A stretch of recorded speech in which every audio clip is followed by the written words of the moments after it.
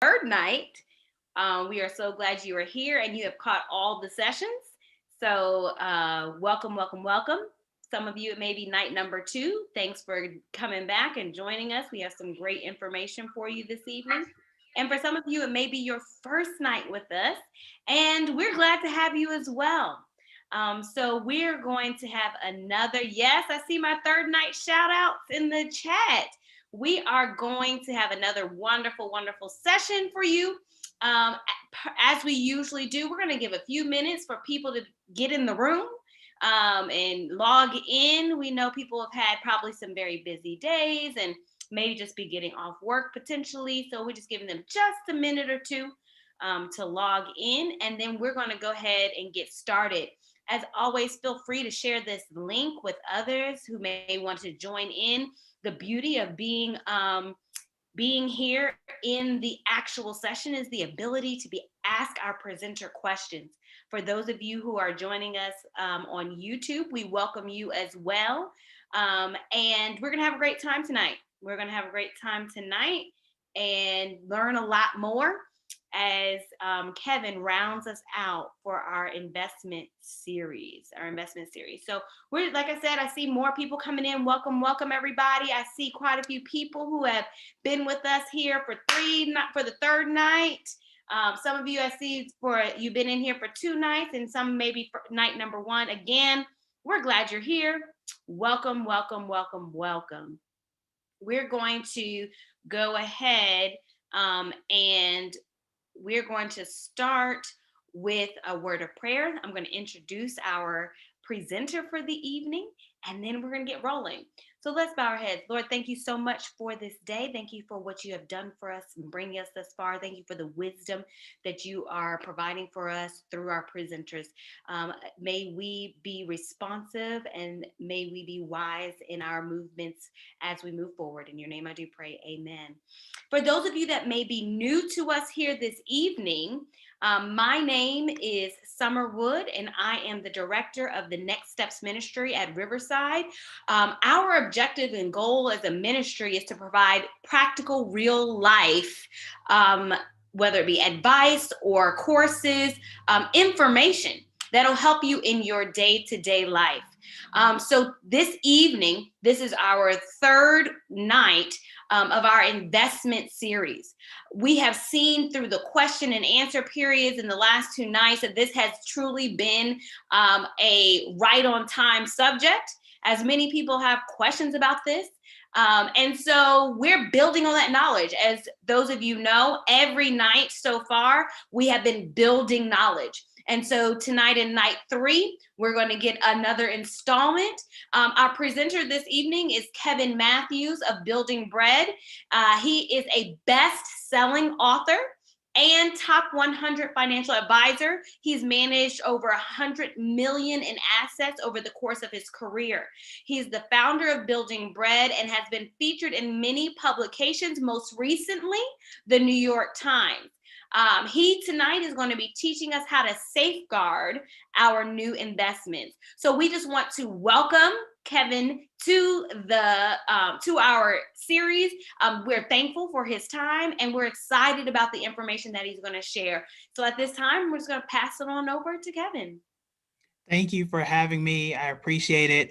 And you are 100% right, based on what we've seen in the market the last few days, that everything is right on time. So I want to go ahead and get into things. As always, if you have any questions, feel free to put them in the chat. And I think someone will unmute themselves and ask me those questions as we go along. And I have some time for questions at the end as well. So I'm going to go ahead and pull up my presentation as we go through and make sure that is loading. Here we go. All right, so protect your check. I'm a country boy from Tulsa, Oklahoma, from the original Black Wall Street, and I want to show you how to safeguard your investments today. As always, this is for educational purposes. You want to make sure that you consult your accountant, your financial professional for any specific guidance, and feel free to take these lessons and bring it to your professional to make sure they are a specific fit for you. All right, so why are we here? I want to take us back very, very briefly. Last year, this time last year, almost to the day, we saw the stock market drop 35% in just about 45 days. If you can go back 12 months ago, between mid February to really, I would say March 17th or so, we saw one of the biggest drops in the market in history, again, in 45 days. And this was the headline. If you check here, this was February 25th. February 25th of last year, the coronavirus wipes out $1.7 trillion with a T in the stock market in just 2 days. And again, as we know, this continued all the way through March, mid March to be exact. So, a few feelings that you may be feeling right now, or a few things that you could be thinking, whether it was from today, early in the stock market, maybe it was going all the way back to 2008. Here's a few things that I've heard before. I don't want to lose money, right? I don't want to lose money. Investing in the stock market is too risky right now. And what should I do if the market falls again? And if this is some things that you've thought in the past, if these are some things that you are thinking right now, feel free to let me know in the chat and in the comment section. But these are common refrains I've seen from previous clients. These are common refrains that I hear from my students all the time. What happens if the market falls? I don't want to lose money. How do I protect myself? These are the things that I want to make sure that we do. So today, we're going to learn how to take steps to reduce your potential risk. We want to reduce those losses as much as we can. We can't prevent it 100% of the time, but we can cushion those blows. I want to help you to understand the true risk of investing in the stock market and learn how to weather potential dips in the market. So, when the dip comes, as we've seen over the last few days, how do you weather the storm? How do you put yourself in the best position to still recover and not to lose nearly as much as those who don't have these types of tools and techniques? As mentioned, my name is Kevin Matthews II. I'd like to introduce myself before we start. I'm an HBCU grad from Hampton University. I'm originally from Tulsa, Oklahoma, as I mentioned. I went to UT Austin for my master's, went to Harvard for a certificate in disruptive strategy. My experience, though, I think is the most important thing. What have you done? The degrees are great. I have earned those and I'm, still paying for those. But I want to really hammer home like the importance of having the experts that you've had in the past. I know Courtney has done an extremely great job. She's a very good friend of mine, as well as Angela. But I was one of the top 100 most influential advisors, and I've managed over 140 billion. I think that's the key thing. So what I've seen in my experience, I've helped people to maintain wealth, to grow wealth from the bottom up. And I've seen situations with we've seen dozens and dozens of millionaires, and I see what they invest in, how they got there, and most importantly, how we can replicate it and how they've worked to protect their money and how I've used some techniques that I taught them that I'm also going to teach you here today. Here are a bunch of places that I've spoken at. New York Times was the most recent. My wife and I, which was amazing. Even our kids, we were actually featured in that piece, which was pretty cool. And here's my story. So I did a piece for Business Insider. This was, I believe, November, and that's my son Kevin, the third there. And basically, for me, when I learned about investing was in 2010, so about 11 years ago. I realized that if my parents had invested $83 a month, that's it. $83 a month from the time I was born to 2010, that I could have had close to $600,000 if my parents had invested in Apple. And at that point in time, we didn't have a lot of that technology. My parents didn't know anything about the stock market, and that was an opportunity that I missed. And I wanted to make sure that my kids didn't have to worry about what if. That when I started investing, that I had everything in place to continue to protect my kids and my wealth, and make sure I take care of my family. I see one hand raised. If you have a question, please let me know.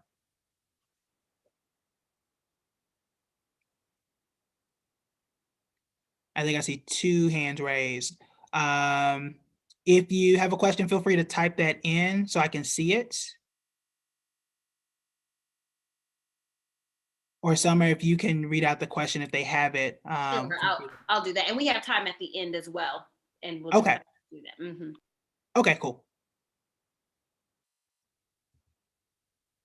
All right.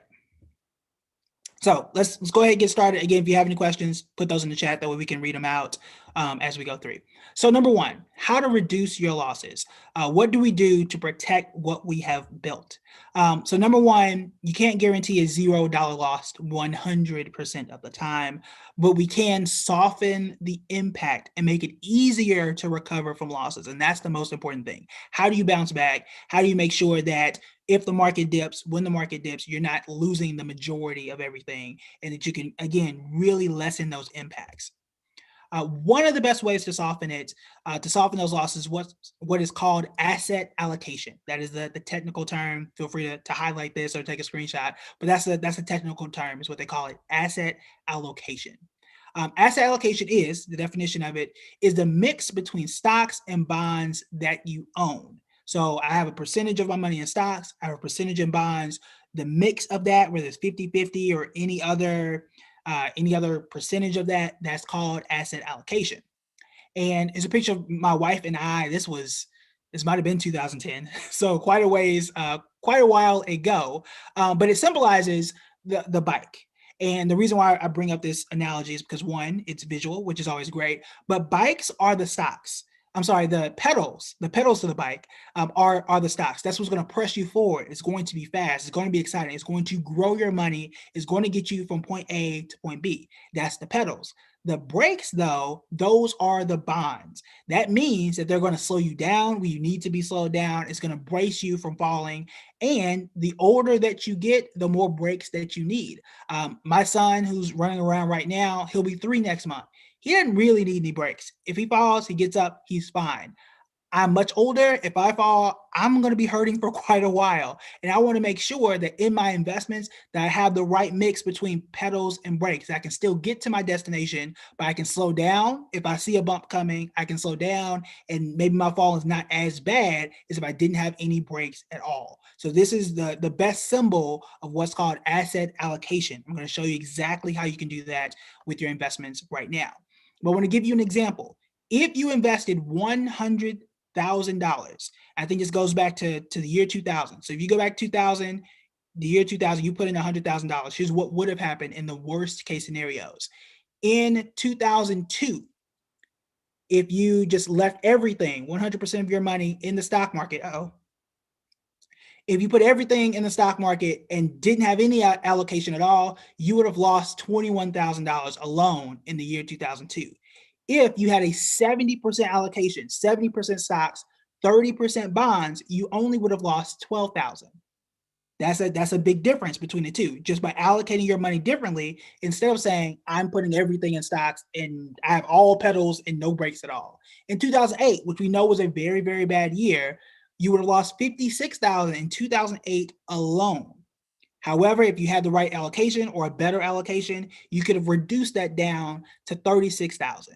In 2018, you would have lost $18,000 versus only $2,000 with this particular allocation. And everyone's allocation is going to be different, and these answers are going to be different depending on where you are as an investor. But you can already see by allocating your money based on where you are as an investor, having those pedals, having those brakes, having those stocks, having those bonds, you can reduce those potential losses from those who may not be doing that at all.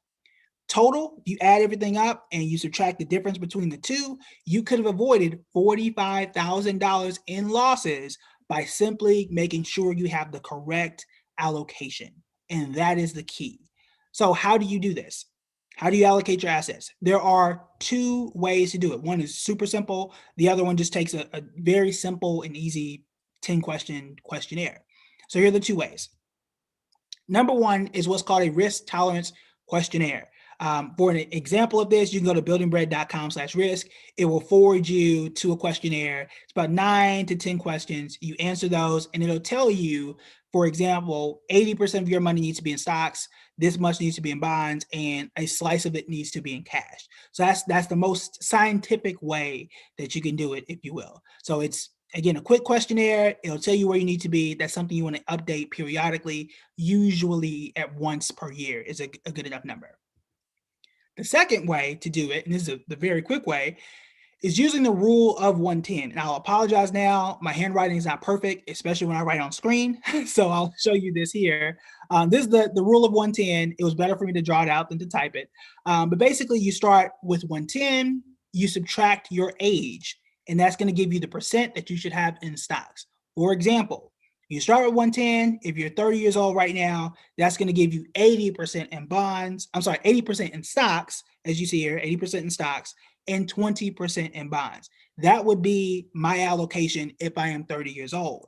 As I mentioned, the older you get, the closer to retirement, the more you're going to have bonds or breaks than you would petals. So you can see why you would adjust these just a little bit every year or so to make sure you're in the right place. And again, you can reduce those losses, as I mentioned earlier. So that's one of the most important things you can do. You want to make sure that your 401k, all of your other investments, those are balanced to those percentages, as I just showed you, either the rule of 110 or the risk tolerance questionnaire. If you do both, you're going to get right around the same answers. You want to do that at least once per year. I don't recommend doing it more than quarterly, so no more than 4 times a year. It's not something you want to do daily. Clearly, you're going to get the same answers every day. And it's definitely not something you want to do every single month. Again, once a year is good enough, 4 times per year at the absolute most. Number 2, understanding the real risk. So how risky is the stock market? Because some of us, myself included, I didn't learn about the stock market until I was a little older. It's something that can be confusing at times. It's something that we aren't always taught in school, and we certainly should be. So how risky is it? And how do we understand that risk so that we're not putting our money into something that isn't going to benefit us, is not going to build generational wealth, and it's not going to put our families in the best spots possible? So how do we understand what the real investing risks are? So we're often taught to believe that the stock market is too risky. That's a fact, right? It's not the same as real estate, and there's nothing wrong with real estate. But a lot of people say, look, I want to put everything in real estate because I can see it, I can touch it, I can feel it. The stock market is too risky. So let's find out. Did you know since 2000, the stock market was only down 5 times? That was it. We're talking, and we'll see what happens in 2021. We're talking basically 20 years. It was only down 5 times from 2000 to 2002, 2008, and 2018. That was it. Despite all the things that have happened, all the viruses that we've had, swine flu, if y'all remember that, all types of bird flu, all those things, we have all those elections, we've made it through all of that, and the stock market was only down 5 times. And that includes last year. Last year, as crazy as it was, the stock market was not down by the end of the year. It dropped in March. It was not fun in March, but the market did recover. By December, we were actually positive around 15 to 16%. We were actually good. So you want to really understand the risk and take that step back and take the long-term approach. 75% of the time, the market has been positive when you look at year over year. So while we cannot tell the future, and just because it was only 5 times in the last 20 years does not necessarily mean that's going to be the same in the next 20 years. But it is important to understand how to assess that risk. So here is why that is so important. So I'm showing you a stock here, and I'm going to see if it's going to let me draw on the screen. I don't know if it is. It will. All right. So as you can see here, this stock has not done well. And this goes from, I believe, 2020 all the way back to 2016. And this is probably not a company that most of us would invest in, right? And actually, you can see here, we have December 2015 to 2020. So that's the time frame that we're looking at here. Taking a look at it, is this a company that you would invest in? Knowing that since 2015, from 2015 to 2020, this is how well the company did. And feel free to raise your hand or enter anything into the chat. Do you think this is a company that you would put your hard-earned money into? I'm gonna check the chat because I think I saw something pop up. Probably not, right? I think, Ron's like, yeah, probably not. And I think I'm seeing here, nope, I feel like it's a trick question.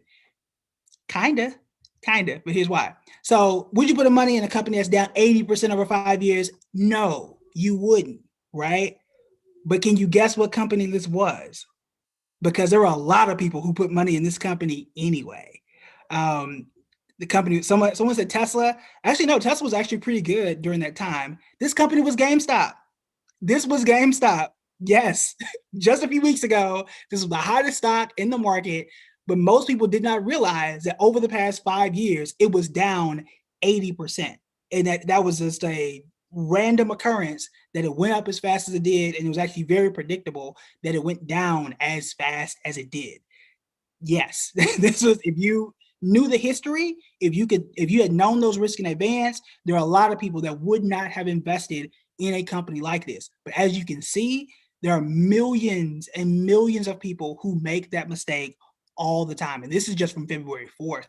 We saw this from AMC, which is very similar. It was down for several years, and now it's down today, right? So you got to be very, very careful and understand those risks. If you know that you wouldn't invest in a company that's down 80%, then you may want to just kind of sit those things out, right? But that's not what most people did. And it's why it made headlines like the New York Times and others over the past, month and a half. So GameStop went from nearly $400 per share down to 40 in a matter of weeks. That is an extreme loss. It's also an extreme gain too. But most people, once we found out about it, it was already at $400 a share. It was already on the news, and then it started to decline. So the best way is usually just to avoid things like this altogether. So, what tools can you use? What are the things and websites that you can use to understand your potential risk? To see exactly what I showed you, to say, look, I don't think this company is going to do all that well because I have seen that it's been down for X amount of years. That I can see that this might not be a place that I want to put the money that I want to grow for me. I'm going to pause real quick because I think I saw a question. What should we look for a stock transitioning from something that's been down for a considerable amount of time to a potential buy? So that's a great question.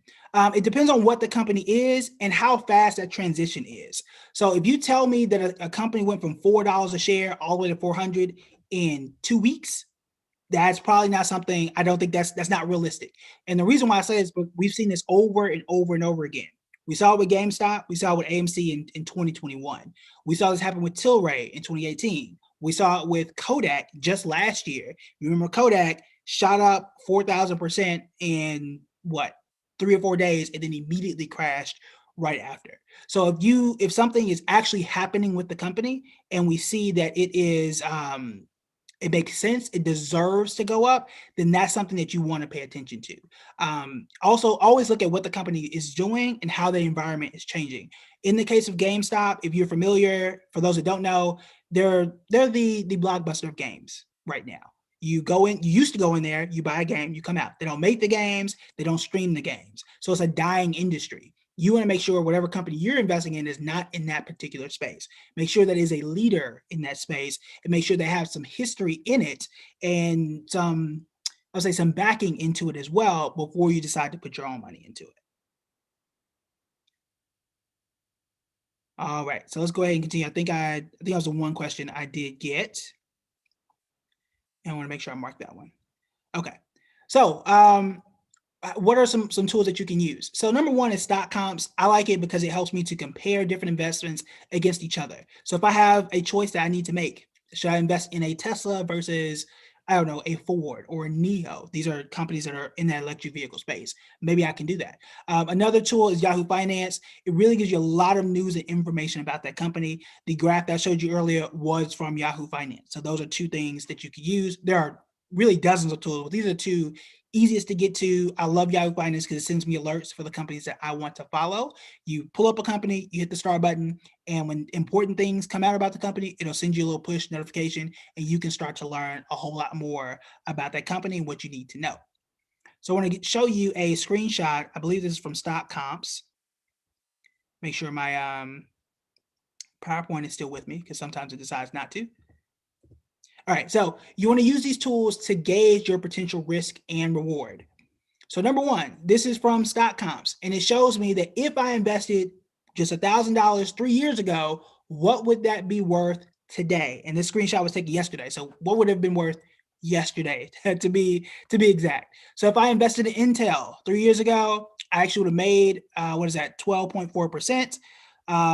And I would have taken my investment from, or is it actually annual? So 12.4% per year, 42% total. So I would have made $420, as I can see here. What if I invested in McDonald's? I would have made $401. What if I invested in Nike? I would have doubled my money during that time. That gives me $2,149. If I just invested in the stock market in general, this is an index fund. This is usually the first place that investors should go to, in my view. An index fund owns everything. This particular index fund does. So it owns all the companies in the US, so I don't have to do the picking and the choosing. In this case, it would have made $545. And if I just left it in a bank account for 3 years, I only would have made $30. So if anything else, you do want to invest your money over time. That usually tends to pay dividends. It tends to pay out pretty well versus just leaving the money 100% dormant. But as you see here in this case, I can gauge my risk and say, based on what we know now, I think that Nike is probably going to be the best investment for me. Again, does not predict the future, but it does give me an idea of how well the companies are doing, and it could give me an indication of how well it's going to do in the future. We know that if you navigated pretty well during COVID, you're probably going to be pretty well after COVID. One would think, right? And I also did 3 years, not just last year, so it's another way to kind of gauge as well. If you're wondering what is the perfect time frame, there is no perfect time frame. Personally, I like to really look at 1 year, 3 year, and 5 year, and then I start to gauge from there. And you can do that with almost any investment, but those are I weigh 1 year most importantly. There is some data that says that is a little bit more predictive. And then the further out you go, the less predictive it is, but it does give you a sense of solitude and confidence that this company has been around and they've gone through some things, which is what I need to know before I put my money into something. And again, this was stock comps. The other one was Yahoo Finance, where you guys saw that graph from earlier. All right, so number 3, what if the market falls again? What should we do? Especially, again, today the market was up, but it didn't start off that way. It actually started off pretty bad starting last week. So what do we do if the market starts to fall again? And I'll just give you a quick spoiler warning. Those who are consistent will be the real winners. If you are properly allocated, your best move is to stay still, when the market falls. And here is why. This was March 12th. Stock market live on Thursday. It tanks 2,300%. Worst day in the S&P since Black Monday. It just wasn't a good day. And that was March 12th, 2020. So a few weeks from now, or it'll be a year ago, a few weeks from now. Then you get this. Dow rebounds more than 11%, best day since 1933. And this was March 23rd. So almost 2 weeks later, you go from having the worst day, and I think in that case it's like 1987, so the worst day in decades, to the best day in, what is that, 50 plus years? And so you go from the best to the worst within just 2 weeks. That's why it makes sense to stay still. Going all the way back to 2000, from 2000 to December 2019, 6 of the best days in the stock market every single year occur after the worst days. And 7 out of the 10 worst days were followed the next day, either by top 10 returns over 20 years or top 10 returns in those respective years. I really don't like the way it's worded, but that is a quote from JP Morgan. And that's telling us that when you see, usually, so 70% of the time, 7 out of 10 times, when you have the worst day that year, you're usually going to have the best day that year very shortly after. And we just saw this last year. So 70% of the time, going all the way back to 2000, not just last year, going all the way back to 2000, the best days come right after some of the worst days. So it doesn't make sense for a lot of us to say, oh my God, the stock market fell, let me take my money out and let me go hide it somewhere, because you'll miss out on those good days that occur sometimes within 2 weeks, sometimes the very next day. And we have even more data here from JP Morgan. Here's the impact of being out. If you invested $10,000 over the past 20 years and you did not move the money, you didn't do anything, you would have had $32,000. If you missed the 10 best days, 10 days out of the entire year, you would have dropped all the way down to $16,000. Yes, it's still a profit, but imagine there are 365 days in a year. You take out the weekends, you're you're reducing that, but just 10 days, you miss the 10 best days, you go from 32,000 and you cut it in half to $16,000. That's a big gap by simply saying, look, I want to hide my money, and you miss the 10 best days, which again usually happen right after the worst days of the year. And that's just 10 days. That's not long. That's not even 2 weeks. This was 2 whole business weeks, but that's it. That's it. You miss 2 weeks of investing, you can miss the best days and cut your investments in half, cut your profit in half. If you go all the way down here, you miss 30 days, so you take everything out for a month. Remember, I said that this happened within 45 days, if you remember correctly. You could have missed from February to March when the market was down its worst. You actually would have ended up negative in most cases by missing those 30 days. Because again, you miss those good days and then you don't really know exactly when to get back in. So you would want to be careful. In most cases, staying still is your best bet if you're investing for the long term. I know it feels natural to say I want to sell, I want to sit in cash, avoid the losses, but in most cases, you're actually making things worse because it's very, very difficult to time when to get in, when to get out, and what to get when you decide to get back in. It's very, very difficult in most cases, and we have data to show it. Usually, you're just okay if you're properly allocated and you just sit still and wait for things to recover. This was the S&P 500 last year. S&P 500 is the 500 largest companies in the US. When we say the stock market, this is pretty much what we mean. As you can see, this was last year. And this was that dip. And you saw what happened directly after that. It was only 45 days, but it didn't feel like that when we were in the midst of it, right? But the market was positive. We actually did end up making money. Those who sold, if you were back in March and you said, look, we didn't have this session last year, I didn't get to talk to anybody, and you sold, you would have lost money and you actually would have stayed down here. That was it. You have guaranteed that loss. Those who were fine and stayed invested, they ended up here. Those who sold and said, I want to hide everything, go to cash, you actually start at the actual bottom. And hopefully you got back in at some point, but you would not have made up that gap. And we saw a graph that showed that as well. So you stayed out for 30 days, you were probably going to be negative. You stayed out for 10 days, you've already cut that potential profit in half. So you want to be very careful about that. Again, if you sold in March of last year, you would not have recovered the same way as those who stayed invested the entire time. So generally, the market recovers in 18 months from a recession. That's on average. It was much faster last year. Last year was a weird year, but in general, it's usually about 18 months. So summary, and then we'll get into the Q&A. Reducing your risk. Make sure that you're properly allocated at least once per year. You can use the risk tolerance questionnaire. It's at buildingbread.com/risk, or you can use the rule of 110. Again, they'll get you relatively close to where you want to be. You want to understand your risk. Use tools like stock comps. Use tools like Yahoo Finance to understand the risk before putting your money into something.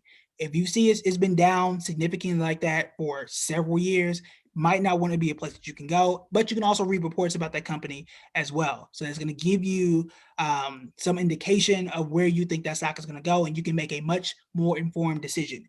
We saw how people did not do that, and we saw what happened with GameStop. And then lastly, what to do when the market falls. Stay allocated, stay consistent. That is usually your best option. Again, 18 months isn't all that long when we see markets recover. Last year recovered a lot quicker, but also, as you saw, by allocating properly, you can reduce those losses. And an example that we had since 2000, you would have shrank that loss by $45,000. That's significant. And that's just in one particular period with that one allocation. So we'll make sure that you do these steps, reduce those risks, understand those risks, and then what to do when the market falls. So I'll take questions. Here's my social media on the right-hand side, at Building Bread everywhere. And then you can email me if you have any other specific questions. So I'll stop the share screen now so you guys can see me. And then whether it's Summer or Brenton, let me know if there were any questions I missed or if there are some on YouTube. I'm here for as long as you guys need me for any questions. Okay, there is one in the Q&A section. It Okay. says, what should we look for in a stock transitioning from a stock that has been down for a considerable time to becoming a potential buy? Yeah, so I think that was one I answered Oh, during I'm our so time. sorry. No, it's fine, totally fine. But for those who may have missed it, is really understanding what that company is and what they do. It can be hit or miss, right? There are some companies that have not been great that end up doing well, but it's extremely rare. But one, Yahoo Finance is a great place for it to understand what that company is doing. You want to make sure they're moving in the direction of where our current economy is. So for most of us who understood the market, we knew that GameStop was sheep in wolves clothing. I I get my phrases mixed up. I think it's wolf in sheep's clothing. So reversed of that. Just it didn't make sense. It's a dying business. So you want to be able to read those reports, to read the news, to see what is actually going on. That's what's going to make you a better investor, and you're usually able to spot those things out beforehand. All right. Explain index funds and how we access them. That's a great question. So again, index funds, the way I like to describe it, I'm a basketball fan. If y'all are sports fans, this is really going to make sense. But it's a super easy example. But basically, a stock, imagine a stock is one team. Let's say a stock is LeBron James and the Lakers. You may think that that's the greatest stock in the world. Maybe LeBron is Tesla. Makes you a lot of money. It's really fancy. It's great. But there's risk, right? If LeBron loses, if he gets hurt, that's it. I would have lost money in that particular time. That's one stock. If I have an index fund owns entire sections of the market. So, for example, I can own the entire NBA. If LeBron wins or loses, I'm going to be okay. Whether the Nets win, whatever team wins, I'm always going to win because I am the entire league. That's how you want to view index funds. They own hundreds and hundreds of companies. So, no matter what happens, you're usually in the best spot. How do you access these? Number one, if you have a 401k, if you have any retirement plan at your place of business, at your job, 99% of the time there is an index fund there. It'll usually say total stock market fund. It'll say something like S&P 500 fund. So you do have index funds there. So that's number one, a place that you can access it. If you have any investing apps, perhaps it's Robinhood or Public or Fidelity, whatever app that you use, you can also go there. You can type in index funds. It should bring up a list of them. Or you can go, I think the example that we had here was VTI. That's the stock, the ticker symbol. You type that in and it's going to bring up an index fund as well. So you want to see which one fits for you in your specific situation, but that's what index funds are and how you can access those. We have another question that says, if a stock is doing really well, when's a good time to sell or collect the profits? Is it better to just keep the stocks in there? Yeah, great question. So and that's gonna vary depending on what stock it is and how reliable that company is. So I'm my focus, and again, everybody's focus and goals are going to be different. I'm a long term investor, and if I have a very good company, let's say Apple, that's been around for forever and it's done well for a long time, it's not something I'm necessarily looking to sell. If it's quality, I want to keep it. I want to pass it on to my kids. And if it keeps doing well, I want him to pass it on to his kids, and so on and so forth. So if it's good, I'm usually trying to keep it. However, there are times when I do sell to balance myself. For example, if I have, let's just say I have $100, I got $50 in Apple, $50 in Walmart. And at some point, Apple does way better than Walmart. And now my money is out of whack. I want to make sure there's somewhat even. So if something happens to one company, I have someone else to kind of balance me out. So what I do personally, either once a year or 4 times a year, is balance it out. So I may say sell a little bit of Apple to bring it even with all the rest of my investments so that I'm protected and I'm not overweight in one area or another. So that is usually when I sell to come back and balance myself. That's just one approach. That's just my approach. But there are others. But that's one reason to sell. Another reason to sell is if the company is no longer doing well. They could have shifted businesses. Something may have happened, and that's a reason you could sell as well. But the only times that I sell, and this is personal of how I run my investments, I make sure I have those dates. So once per year or 4 times per year, that's why I'm reevaluating. That's why I'm making those decisions. What does your typical process look like when you log on to monitor your portfolio? What are you looking for when you don't have time to trade at all? Um, don't have time to trade all day, and what should you be doing to stay up to date on how it's performing? Great question. So there's actually there's a study, and I think I just tweeted this out maybe 2 days ago. I don't check my investments often. And there's a reason for that. Those who start to check their investments on a weekly and monthly basis actually perform worse than those who are more hands off. That's because we're more reactionary. We start to kind of chase things and we start to kind of look at the shiny new object and keep moving when we shouldn't be.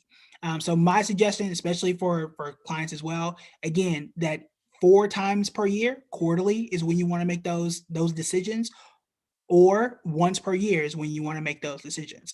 So that's why I really go in and look at my account and say, okay, this is not a stock I want to hold. I need to get rid of this. I need to move and change those things. I have those dates set my calendar. That's the only time that I'm really going in there and looking at the wins and losses there.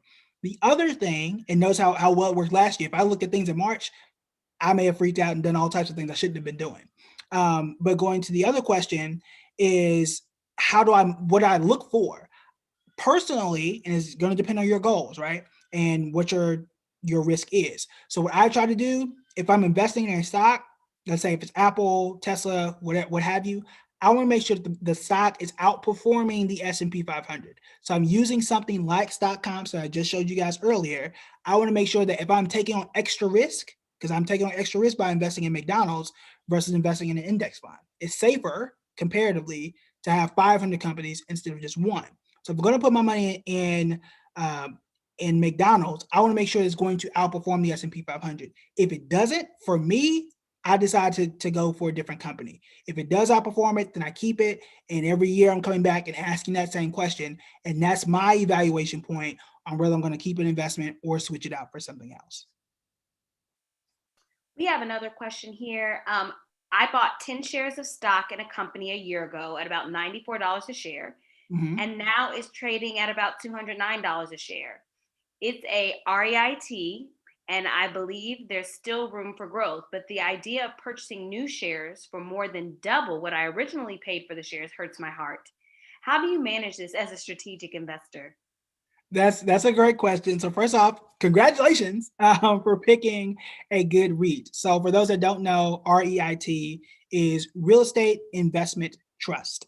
And the way that works is instead of owning, again, one property, you can own several properties inside of this type of investment.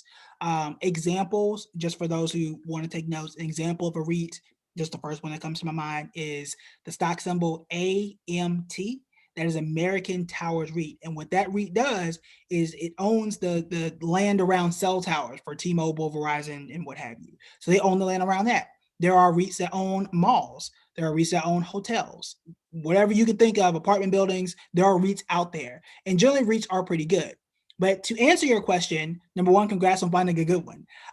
But you have to remember what's called dollar cost averaging. And it is more important to, if it continues to grow, to continue adding money on a periodic basis is going to lower the cost, the average cost, and your money is going to continue to grow. The downside is at whatever price you bought it, you're only going to own but so much of it, and it's only going to go up but so far. However, if you're adding more money to it and that REIT continues to do well, you can actually tend to multiply that effect. For example, when I brought up all the way back in the previous slides where I had the picture of me and my son in the blue shirt, if my parents invested $1,000 in Apple one time in the 80s, it would not have been $500,000. And as Apple continued to grow in price and they kept adding, it went from whatever I would have had for $1,000 to $500,000 only by adding more. So I understand it's not the most fun thing to do, but if it goes well, right? You're buying at 200 and you're buying at 300. Once it's 3,000, you're not going to remember that anymore. And that's the most important thing if it continues to do well. So that's something you want to look into. Some of the tools I mentioned can kind of help you gauge that. But again, putting 1,000 in one time in the 80s is not going to be the same thing as putting in $1,000 consistently for 20 or 30 years. There's going to be a huge difference between the two. I would say also that's where that compounding interest comes from. So the more you put in, the more it compounds, the more money it makes you. So it's something you want to look into. How do you feel about target date funds?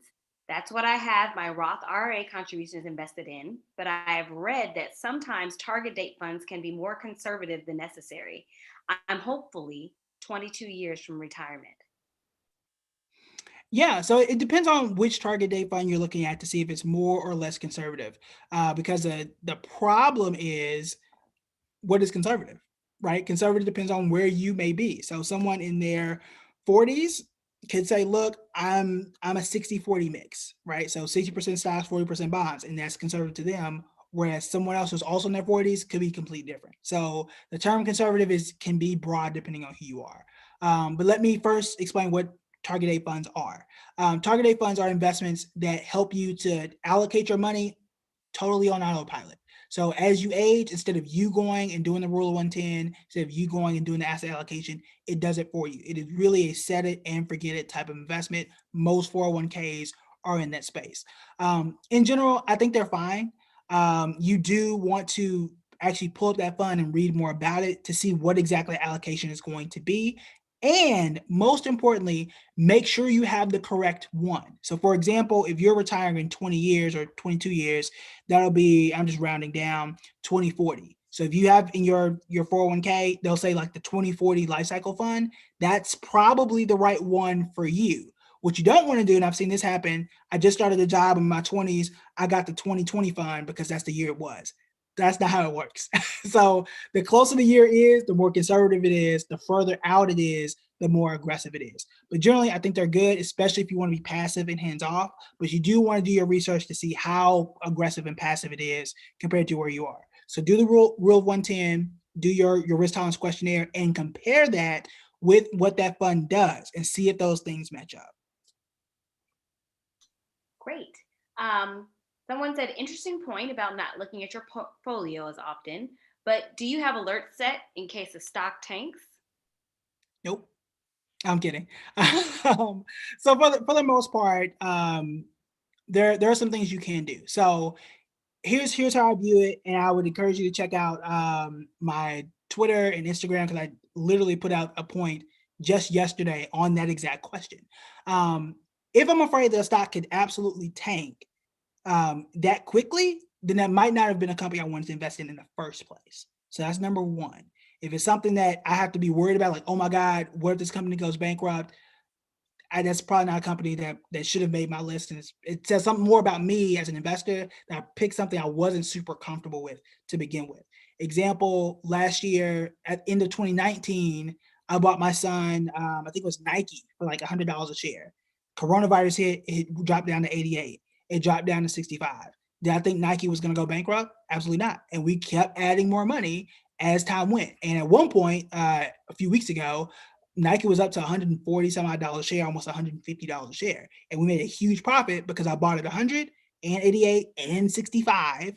And that profit was tremendous because we had stayed put with it. But I also knew that Nike's not going to go bankrupt. So that's number one.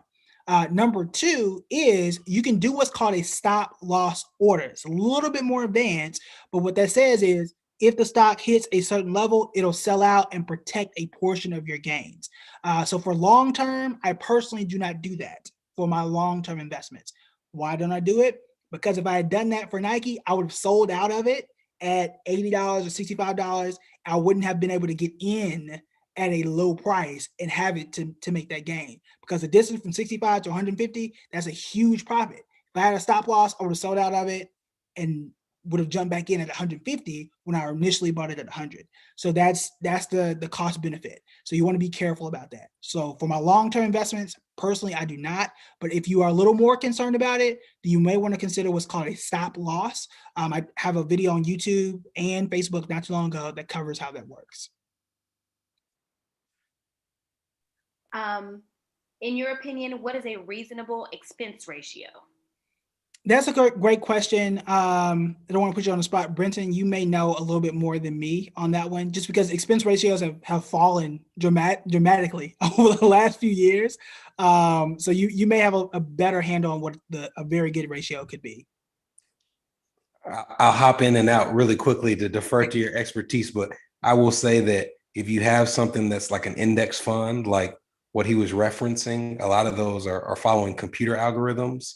So you might be paying 0.15% for it. Whereas if you're paying a team of human beings, you might pay 0.7%. So it kind of all depends on if you're buying and holding, like he's recommending in some cases, or if it's like more tactical fun. But I would say that there's a lot of low cost options out there if you're looking for them.